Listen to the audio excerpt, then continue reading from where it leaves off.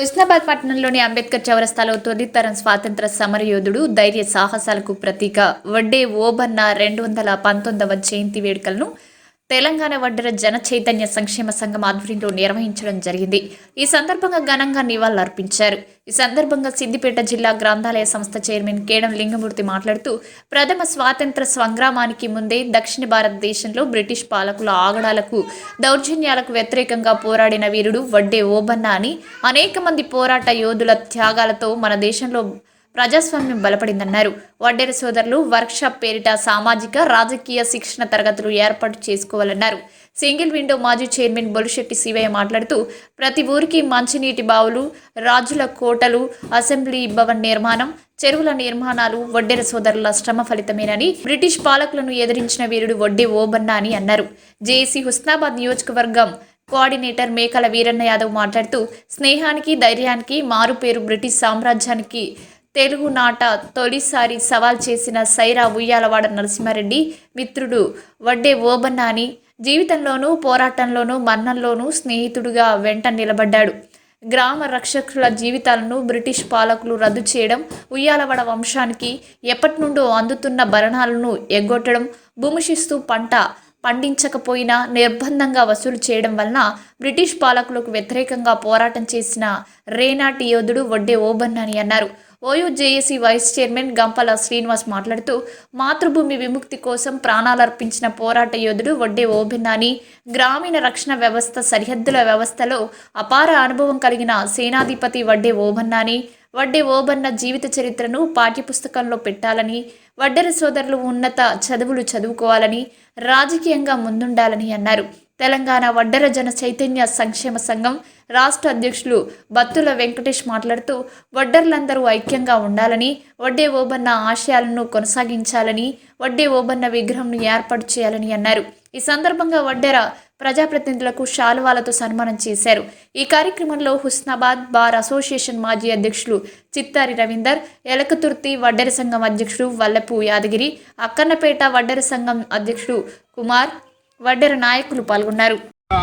మంత్రి పొన్నం ప్రభాకర్ కానీ ప్రతి ఒక్కరికి నా ఉదయపూర్వకంగా నమస్కారాలు తెలియపరుస్తున్నాను. ఈరోజు మా అందరికీ కృషి చేసే మా వడ్డెర ఓబన్న పోరాటాన్ని అప్పుడు ఎంత పోరాటం చేసి జయించిండో మమ్మల్ని అందరినీ ఈ విధంగా కాపాడి ఈరోజు మాకు ఒక పండుగ లెక్క మేము భావించి వడ్డెర ఓబన్న జయంతిని జరుపుకుంటున్నందుకు మా కులస్తులకు మాకు అందరికీ కృషి చేస్తూ మాకు అందరికీ చాలా సంతోషంగా మేము అందరం కూడా ప్రతి సంవత్సరము ఇదే వడ్డెర ఓబన్న జయంతి ఇంకా ముందుగా వచ్చే సంవత్సరంలోగా మహిళలు కూడా వాళ్ళని పాల్గొనాలని, కొందరికి తెలియని వాళ్ళు సూత తెలుసుకోవాలని మీడియా ద్వారా పేపర్ ద్వారా ముందుకు వచ్చే కొరకు, ముందు చేసే కొరకు, ముందు అడిగేసే కొరకు అందరూ వచ్చే సంవత్సరంలోగా పాల్గొనాలని నేను మన సైరా ఉయ్యాలవాడ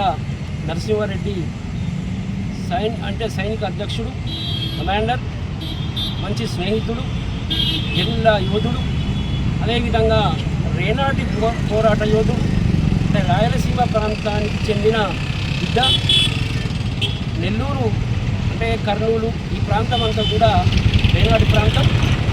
నంద్యాల జిల్లాలోని సంగమాడ గ్రామం లోపల నొస్సాం అనే ఒక చిన్న మారుమూల గ్రామం లోపల 1807వ సంవత్సరం లోపల జనవరి 11వ తేదీ అప్పటి ప్రాంతం లోపల శాస్త్ర భూమి శిస్తు ఉండేది.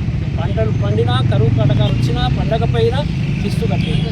నక్కలు చరిత్ర రాసి ఇదే గొప్ప చరిత్ర అని చెప్పుకుంటాయి.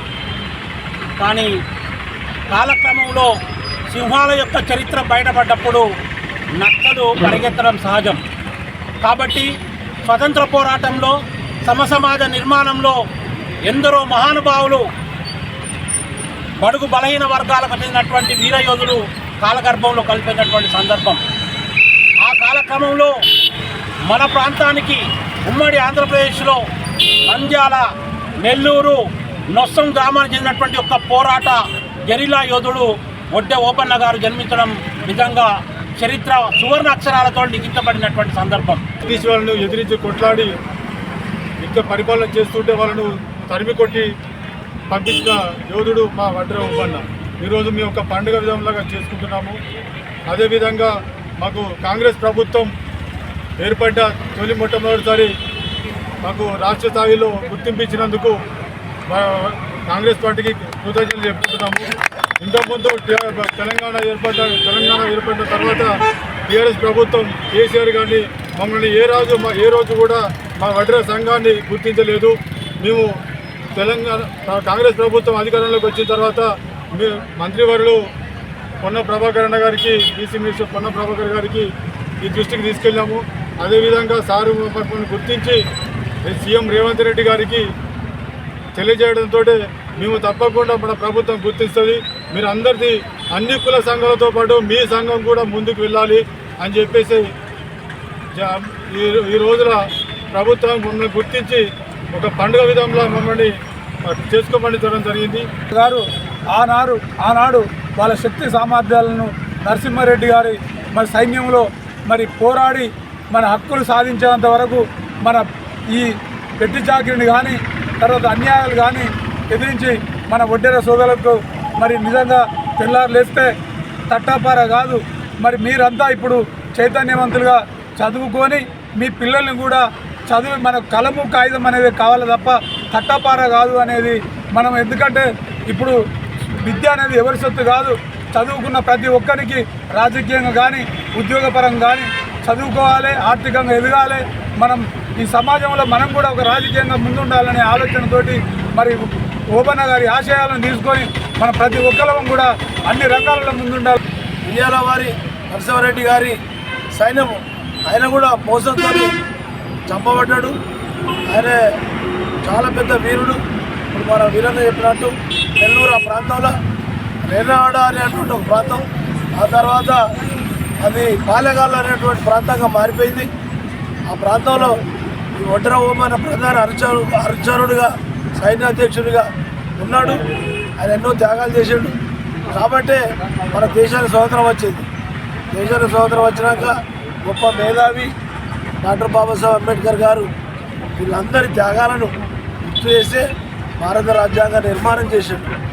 భారత రాజ్యాంగ నిర్మాణం 2 సంవత్సరాల 11 నెలల 14 రోజులు. అందులో సంక్షేమ పథకాలు కూడా పెట్టాడు. కాబట్టి భారత రాజ్యాంగాన్ని మనం అంతా తెలుసుకోవాలి.